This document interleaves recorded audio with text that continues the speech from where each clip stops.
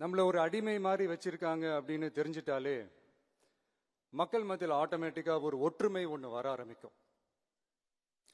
எல்லாரும் ஒரே மாதிரி யோசிச்சு ஒன்று சேர ஆரம்பிப்பாங்க. அப்படி ஒன்று சேர்ற இடத்துல தான் சாதி உடையும், மதம் உடையும், மொழி, இனம் இந்த மாதிரி எல்லாமே உடைஞ்சு நொறுங்கும். அப்படி உடைஞ்சு நொறுங்குற இடத்துல தான் கிடைக்கிறது தான் உண்மையான சுதந்திரம். அதுதான் நம்ம மகாத்மா காந்திஜி அவர்கள் அவங்களுடைய தலைமையில் 1947 இதே இந்த ஆகஸ்ட் 15ஆம் தேதி நமக்கு அந்த சுதந்திரம் கிடைச்சது. இன்னைக்கு நம்ம எல்லாரும் அந்த சுதந்திரத்தை கெட்டியா பிடிச்சிக்கிட்டு படிப்படியா டெவலப் ஆகி வந்துகிட்டே இருக்கிறோம்.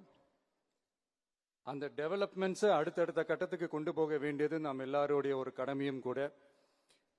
இந்த நேரத்தில் நம்ம தமிழ்நாட்டை லஞ்சத்திலிருந்து ஊழலிருந்து காப்பாத்துறதும் ஒரு மிகப்பெரிய ஒரு விடுதலைக்கு சமமான ஒரு விஷயம்தான். அதை நோக்கி தான் நம்ம அரசும் செயல்பட்டுக்கிட்டு வந்துகிட்டு இருக்கு.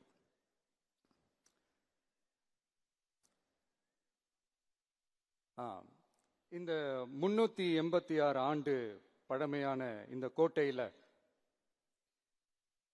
இங்க மேல ஏறி வந்து இந்த 80வது சுதந்திர தின நாள்ல நம்ம நாட்டோட தேசிய கொடியை ஏத்தி வச்சு இன்னைக்கு இந்த விழாவில் என்ன பேசவும் வச்சிருக்கிறீங்க. அதுக்காக உலகம் முழுவதும் இருக்கிற என்னுடைய தமிழ் சொந்தங்களுக்கும் தமிழ்நாட்டு மக்களுக்கும் ஜென்சி இளம் சிங்கப்படை தோழர்களுக்கும் என்னுடைய மனமார்ந்த நன்றியை தெரிவிச்சுக்கிறேன். பிறப்புக்கும் எல்லா உயிருக்கும் அப்படின்ற ஒரு மிகப்பெரிய ஒரு கோட்பாட்டை அடிப்படையாக வச்சுதான் நம்ம தமிழ்நாட்டை லஞ்ச லாவண்யமற்ற போதைப் பொருள் கலாச்சாரம் இல்லாத பெண்கள் பாதுகாப்பு, சமூக நீதி அடிப்படையில்